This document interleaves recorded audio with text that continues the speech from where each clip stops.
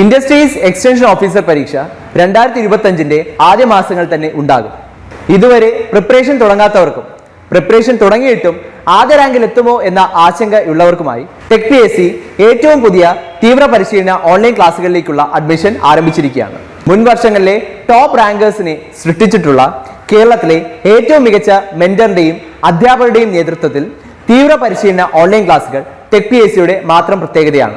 അത്തരത്തിലുള്ള live and recorded ക്ലാസ്സുകൾ, smart and effective capsule notes and study materials in PDF format, 5000-ലധികം topic wise multiple choice questions with detailed explanation, 20ഓളം PSC മോഡലിലുള്ള ഫീഡ്ബാക്കോട് കൂടിയ mock ടെസ്റ്റുകൾ, doubt clearance and mentorship, scientific progress tracking, interview guidance എന്നിവ അടങ്ങിയ ഈ ഒരു കോംബോ പാക്കേജ് ഇപ്പോൾ തന്നെ നിങ്ങൾക്കും സ്വന്തമാക്കാം. അതും ടെക് PSCയുടെ 1.5 lakhs സബ്സ്ക്രൈബേഴ്സ് ഓഫറായ വെറും 2999 എന്ന നിസ്സാരമായ പ്രൈസിലും. ഇന്ന് തന്നെ ടെക് PSC ആപ്പ് ഡൗൺലോഡ് ചെയ്തുകൊണ്ട് നിങ്ങളുടെ പ്രിപ്പറേഷൻ ആരംഭിച്ചോളൂ. കൂടുതൽ വിവരങ്ങൾക്ക് സ്ക്രീനിൽ കാണുന്ന നമ്പറിൽ നിങ്ങൾക്ക് ഞങ്ങളെ ബന്ധപ്പെടാവുന്നതാണ്.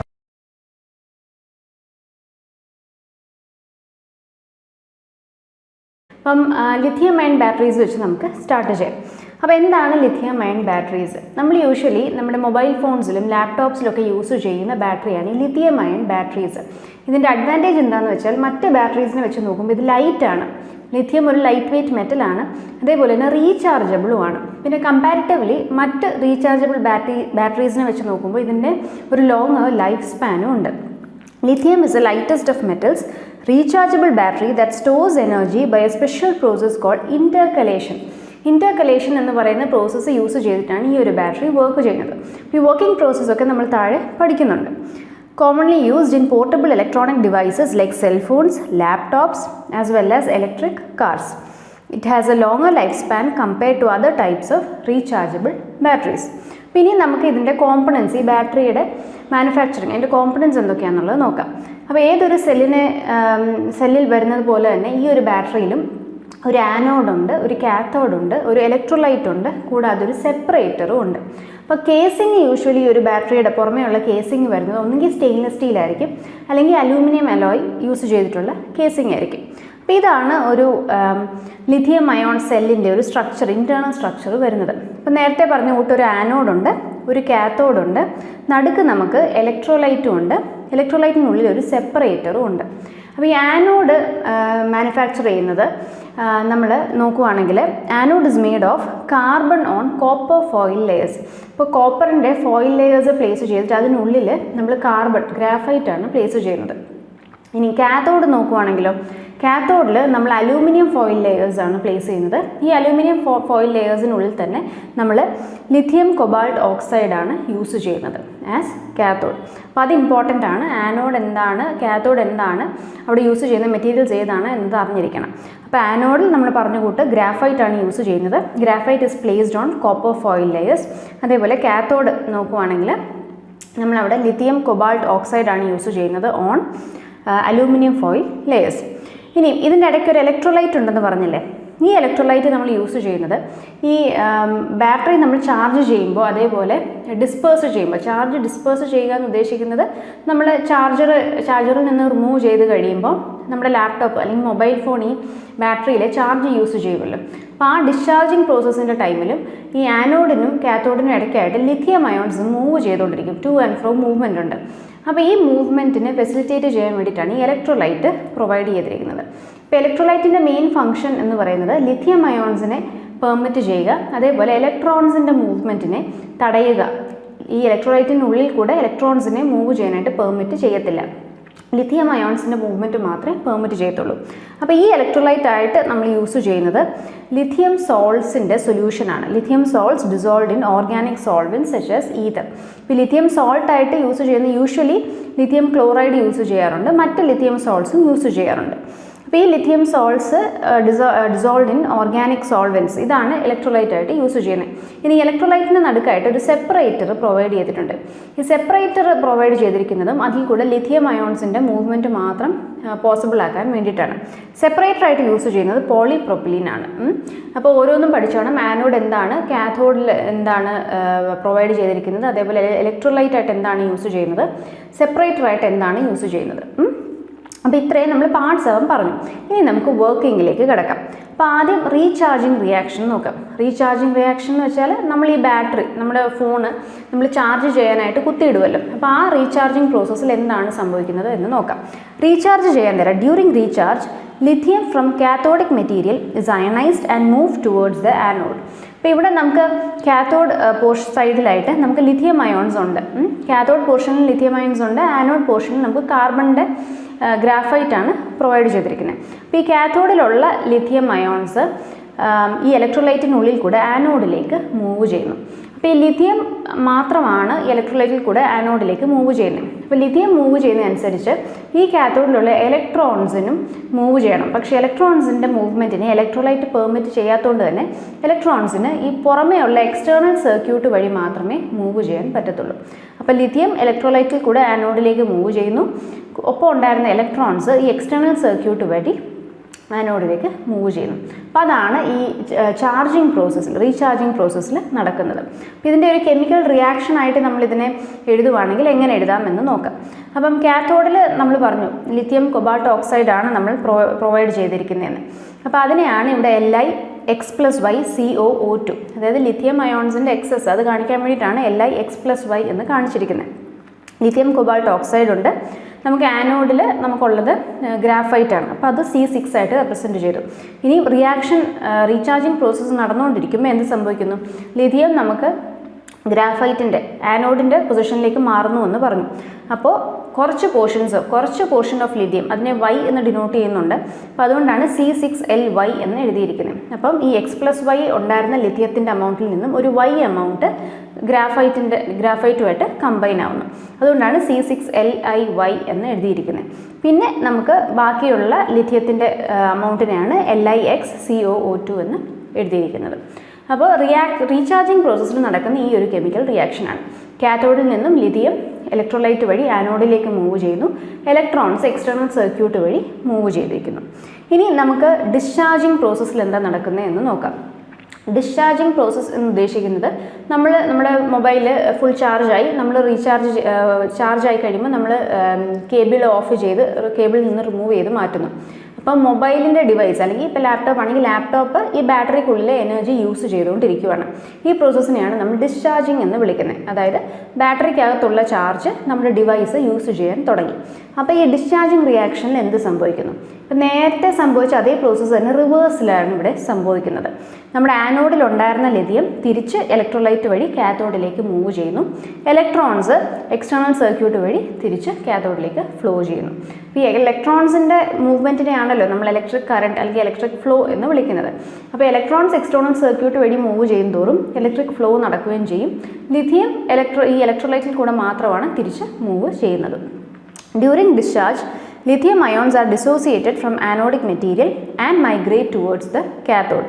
At the same time, electrons travel through the external circuit. അപ്പോൾ ഇനി ഈ ഒരു പ്രോസസ്സിനെ നമുക്ക് കെമിക്കൽ റിയാക്ഷൻ ആയിട്ട് എഴുതുവാണെങ്കിൽ ഇനീഷ്യലി നമുക്ക് LiYC6 ആയിരുന്നു നമ്മുടെ ആനോഡിക് പോർഷനിൽ ഉണ്ടായിരുന്നത്. അതായത് നേരത്തെ വന്ന ലിഥിയത്തിൻ്റെ അമൗണ്ടിനെയാണ് നമ്മൾ Liy കൊണ്ട് ഉദ്ദേശിച്ചിരിക്കുന്നത്. ഇപ്പോൾ Liy പിന്നെ ഗ്രാഫൈറ്റിൻ്റെ C6 പ്ലസ് കാത്തോഡിലുണ്ടായിരുന്ന LiX cobalt oxide lithium cobalt oxide LiXCOO2. ഇത് റിയാക്ഷൻ നമ്മുടെ ഡിസ്ചാർജ് റിയാക്ഷൻ തീരുമ്പോഴേക്കും അത് പിന്നീട് എന്തായി മാറുന്നു? തിരിച്ച് ലിഥിയം കാത്തോഡിലേക്ക് മൂവ് ചെയ്യുന്നതുകൊണ്ട് വീണ്ടും അത് പഴയ അമൗണ്ടിലേക്ക് തിരിച്ച് വെത്തുന്നു. LiX+Y cobalt oxide plus graphite. Initially ആനോഡിലുണ്ടായിരുന്ന ഗ്രാഫൈറ്റ് മാത്രമായി മാറുന്നു, C6 ആയിട്ട് മാറുന്നു. അപ്പോൾ ഇതാണ് ലിഥിയം അയോൺ ബാറ്ററിയുടെ വർക്കിങ്ങിൽ അറിഞ്ഞിരിക്കേണ്ട ഇമ്പോർട്ടൻ്റ് ആയിട്ടുള്ള പ്രോസസ്സുകൾ. അപ്പോൾ റീചാർജിങ് ടൈമിൽ കാത്തോഡിൽ നിന്നും ആനോഡിലേക്കാണ് ലിഥിയം മൂവ് ചെയ്യുന്നത്. ഡിസ്ചാർജിങ് ടൈമിൽ ആനോഡിൽ നിന്നും കാത്തോഡിലേക്കാണ് ലിഥിയം തിരിച്ച് മൂവ് ചെയ്യുന്നത്. ഇലക്ട്രോൺസ് എപ്പോഴും എക്സ്റ്റേണൽ സർക്യൂട്ട് വഴി മാത്രമേ മൂവ് ചെയ്യത്തുള്ളൂ. കാരണം ഇലക്ട്രോലൈറ്റ് ഇലക്ട്രോൺസിൻ്റെ മൂവ്മെൻറ്റ് അതിൽ കൂടെ പെർമിറ്റ് ചെയ്യത്തില്ല. അപ്പോൾ ഇത്രയാണ് നമുക്ക് ലിഥിയം അയോൺ ബാറ്ററിയുടെ വർക്കിങ്ങിൽ അറിഞ്ഞിരിക്കേണ്ടത്. അപ്പോൾ നേരത്തെ പറഞ്ഞ കൊണ്ട് അതിൻ്റെ പാർട്സ് ഏതൊക്കെയാണ്, ഓരോ പാർട്ടിലും ഏതൊക്കെ എലിമെൻ്റാണ് നമ്മൾ യൂസ് ചെയ്യുന്നത്, പിന്നെ ഇതിൻ്റെ ഈ വർക്കിംഗ് റിയാക്ഷനും. ഓക്കെ, ഇനി നമുക്ക് നമ്മുടെ അടുത്ത ടോപ്പിക്കിലേക്ക് കടക്കാം, which is hydrogen fuel cell. അപ്പോൾ ഹൈഡ്രജൻ എന്ന ഫ്യൂവൽ നമ്മൾ നോക്കുകയാണെങ്കിൽ കമ്പാരിറ്റീവ്ലി ഏറ്റവും കുറവ് പൊല്യൂഷൻ പ്രൊഡ്യൂസ് ചെയ്യുന്ന ഒരു ഫ്യൂവലാണ് ഹൈഡ്രജൻ.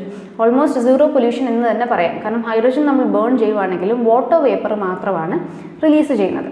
ഈ ഹൈഡ്രജൻ ഫ്യൂവൽ സെല്ലിൻ്റെ വർക്കിങ്ങിൽ കമ്പഷൻ ഒന്നും നടക്കുന്നില്ല, ഇലക്ട്രോ കെമിക്കൽ റിയാക്ഷൻ മാത്രമേ നടക്കുന്നുള്ളൂ. എന്നാൽ പോലും ഇതിൽ നിന്നും വാട്ടർ മാത്രമാണ്, അതും പ്യുവർ H2O മാത്രമാണ് ബൈ പ്രോഡക്റ്റ് ആയിട്ട് കിട്ടുന്നത്. അല്ലാതെ ഒരു തരത്തിലുള്ള പൊല്യൂഷനും ഈ ഹൈഡ്രജൻ ഫ്യൂവൽ സെൽസിൻ്റെ വർക്കിംഗ് കൊണ്ട് ഉണ്ടാകുന്നില്ല. Hydrogen is the main fuel in a hydrogen fuel cell, but oxygen is also required for the cell to work. ഇപ്പോൾ ഈ ഹൈഡ്രജൻ ഫ്യൂവൽ സെല്ലിൽ നമുക്ക് ഹൈഡ്രജൻ മാത്രമല്ല വേണ്ടത്, ഇൻപുട്ടായിട്ട് ഓക്സിജനൂടെ വേണ്ടി വരുന്നുണ്ട്. ഇങ്ങനെ ഇത് തമ്മിൽ റിയാക്ട് ചെയ്തിട്ടാണ് ബൈ പ്രോഡക്ട്സ് ആയിട്ട് വാട്ടറും അതേപോലെ ഹീറ്റും റിലീസ് ആവുന്നത്. Since hydrogen and oxygen are needed to generate energy, the mixture also produces water as a by product. It is a clean, quiet and highly efficient process as the conversion of the fuel to energy takes place via an electrochemical process and not combustion. ഇനി initially പണ്ട് ഈ hydrogen ഫ്യൂൽസിൽ ആദ്യം develop ചെയ്തെടുത്തത് sir William groove ആയിരുന്നു. പുള്ളി അതിനെ gas voltaic battery എന്നായിരുന്നു വിളിച്ചിരുന്നത്. പിന്നീട് വർഷങ്ങൾക്ക് ശേഷം അതിനെ ഒരു ഫ്യൂവൽ സെൽ എന്ന ടേമിലേക്ക് അതിനെ മാറ്റി ഡെവലപ്പ് ചെയ്തെടുത്തത് Ludwig Mond and Charles Linker ആയിരുന്നു. അപ്പോൾ ഇനി നമുക്ക് ഈ ഹൈഡ്രജൻ ഫ്യൂവൽ സെല്ലിൻ്റെ പാർട്സ് ഏതൊക്കെയാണെന്ന് നോക്കാം. ഒരു ആനോഡ് ഉണ്ട്, ഒരു കാത്തോഡ് ഉണ്ട്, ഒരു ഇലക്ട്രോലൈറ്റും ഉണ്ട്. ഇനി ആനോഡ് ആൻഡ് കാത്തോഡായിട്ട് നമ്മൾ യൂസ് ചെയ്യുന്നത് പോറസ് ആയിട്ടുള്ള കാർബൺ ഇലക്ട്രോഡ്സ് ആണ്. ഇനി ഈ കാർബൺ ഇലക്ട്രോഡ്സിൽ നമ്മളൊരു കാറ്റലിസ്റ്റൂടെ പ്ലേസ് ചെയ്യും. അപ്പം കാറ്റലിസ്റ്റ് നമുക്കറിയാം ഏതൊരു കെമിക്കൽ റിയാക്ഷനെയും സ്പീഡപ്പ് ചെയ്യാൻ വേണ്ടിയിട്ടാണ് നമ്മൾ കാറ്റലിസ്റ്റുകൾ യൂസ് ചെയ്യുന്നത്. അപ്പോൾ ഇവിടെ ഈ ഹൈഡ്രജൻ ഫ്യൂവൽ സെല്ലിൻ്റെ വർക്കിംഗ് എന്ന് പറയുമ്പോൾ ഒന്ന് കുറച്ച് സ്ലോ ആണ്, പിന്നെ അതിൻ്റെ ഔട്ട്പുട്ടും കുറച്ച് കുറവായിരിക്കും. അപ്പോൾ അതുകൊണ്ട് തന്നെ എപ്പോഴും ഹൈഡ്രജൻ ഫ്യൂവൽ സെൽസ് നമ്മൾ സ്റ്റാക്ക് ആയിട്ടാണ് യൂസ് ചെയ്യുന്നത്, അതായത് ഒന്നിലധികം സെല്ലുകൾ കമ്പൈൻ ചെയ്താണ് യൂസ് ചെയ്യുന്നത്. അപ്പോൾ ഈ ഹൈഡ്രജൻ ഫ്യൂവൽ സെൽസിൻ്റെ വർക്കിങ്ങിനെ ഒന്ന് സ്പീഡപ്പ് ചെയ്യാനും ഔട്ട്പുട്ട് കൂട്ടാനും വേണ്ടിയിട്ടാണ് നമ്മൾ കാറ്റലിസ്റ്റുകളായിട്ട് ഒന്നെങ്കിൽ പ്ലാറ്റിനം പൗഡർ, അല്ലെങ്കിൽ പലേഡിയം പൗഡർ, അല്ലെങ്കിൽ സിൽവർ പൗഡർ, ഇത്രയും പൗഡേർഡ് ഫോമിൽ നമുക്ക് ഈ കാർബൺ ഇലക്ട്രോൺസിൽ പ്ലേസ് ചെയ്ത് യൂസ് ചെയ്യാറുണ്ട്. അപ്പോൾ കാറ്റലിസ്റ്റ് ആയിട്ട് യൂസ് ചെയ്യുന്നത് ഏതൊക്കെയാണ് എന്ന് ഓർത്തോണം. Platinum or palladium or silver, ഇതിൻ്റെ പൗഡേർഡ് ഫോമിലാണ് നമ്മൾ കാറ്റലിസ്റ്റ് ആയിട്ട് ഈ ഇലക്ട്രോൺസിൽ പ്ലേസ് ചെയ്യുന്നു, അങ്ങനെ യൂസ് ചെയ്യുന്നു.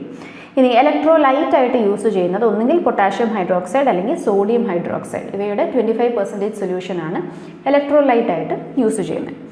ഓക്കെ, ഇനി ഇതിൻ്റെ വർക്കിംഗ് എങ്ങനെയാണെന്നുള്ളത് നോക്കാം. അപ്പോൾ ഈ ഹൈഡ്രജൻ ഫ്യൂവൽ സെല്ലിൽ നമുക്കൊരു ആനോഡ് ഉണ്ടെന്ന് പറഞ്ഞു, പോറസ് കാർബൺ ഇലക്ട്രോഡാണ് യൂസ് ചെയ്യുന്നത്. കാഥോഡായിട്ട് നമ്മൾ പോറസ് കാർബൺ ഇലക്ട്രോഡാണ് യൂസ് ചെയ്യുന്നത്. ഇതിൽ കാറ്റലിസ്റ്റുകളും പ്ലേസ് ചെയ്യുന്നുണ്ട്, രണ്ടെണ്ണത്തിലും. ഇനി ആനോഡിൽ നമ്മൾ ഹൈഡ്രജൻ സപ്ലൈ ചെയ്യുന്നു, കാഥോഡിൽ നമുക്ക് ഓക്സിജൻ സപ്ലൈ ചെയ്യണം.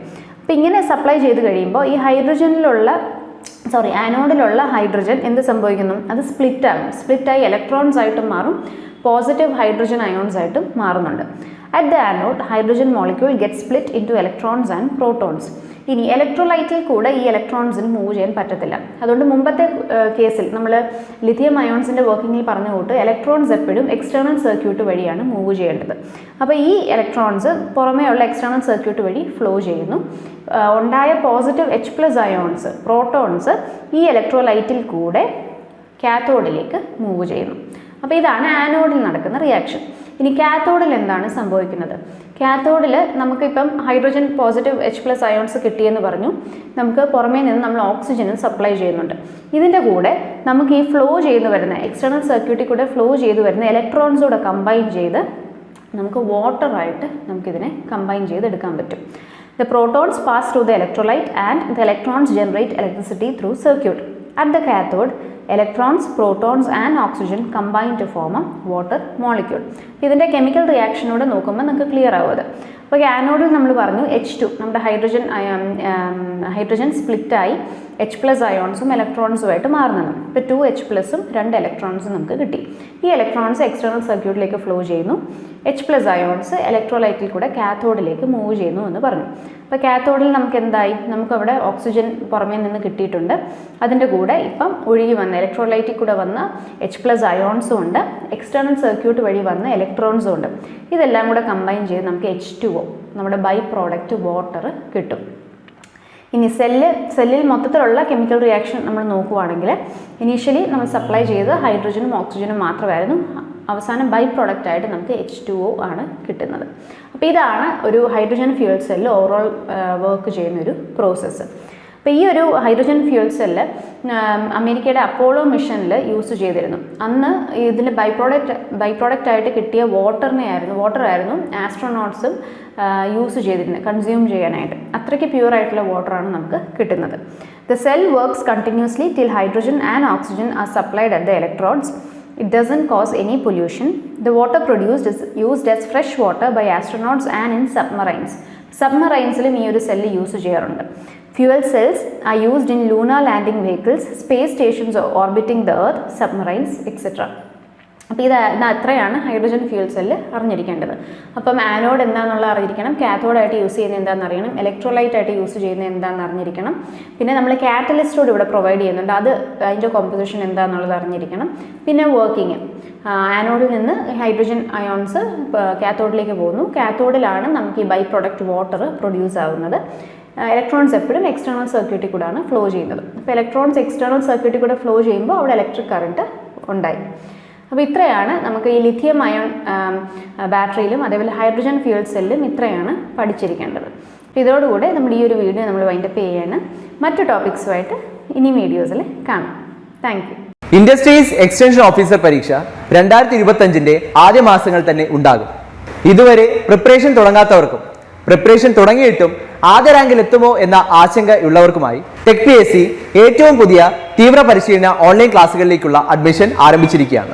മുൻ വർഷങ്ങളിലെ ടോപ്പ് റാങ്കേഴ്സിനെ സൃഷ്ടിച്ചിട്ടുള്ള കേരളത്തിലെ ഏറ്റവും മികച്ച മെന്ററിന്റെയും അധ്യാപകരുടെയും നേതൃത്വത്തിൽ തീവ്ര പരിശീലന ഓൺലൈൻ ക്ലാസ്സുകൾ ടെക് PSCയുടെ മാത്രം പ്രത്യേകതയാണ്. അത്തരത്തിലുള്ള ലൈവ് ആൻഡ് റെക്കോർഡഡ് ക്ലാസ്സുകൾ, smart and effective capsule notes and study materials in PDF format, 5000-ലധികം topic wise multiple choice questions with detailed explanation, 20ഓളം PSC മോഡലിലുള്ള ഫീഡ്ബാക്കോട് കൂടിയ മോക്ക് ടെസ്റ്റുകൾ, doubt clearance and mentorship, scientific progress tracking, interview guidance എന്നിവ അടങ്ങിയ ഈ ഒരു കോംബോ പാക്കേജ് ഇപ്പോൾ തന്നെ നിങ്ങൾക്കും സ്വന്തമാക്കാം. അതും ടെക് PSCയുടെ 1.5 lakhs സബ്സ്ക്രൈബേഴ്സ് ഓഫറായ വെറും 2999 എന്ന നിസ്സാരമായ പ്രൈസിലും. ഇന്ന് തന്നെ ടെക് PSC ആപ്പ് ഡൗൺലോഡ് ചെയ്തുകൊണ്ട് നിങ്ങളുടെ പ്രിപ്പറേഷൻ ആരംഭിച്ചോളൂ. കൂടുതൽ വിവരങ്ങൾക്ക് സ്ക്രീനിൽ കാണുന്ന നമ്പറിൽ നിങ്ങൾക്ക് ഞങ്ങളെ ബന്ധപ്പെടാവുന്നതാണ്.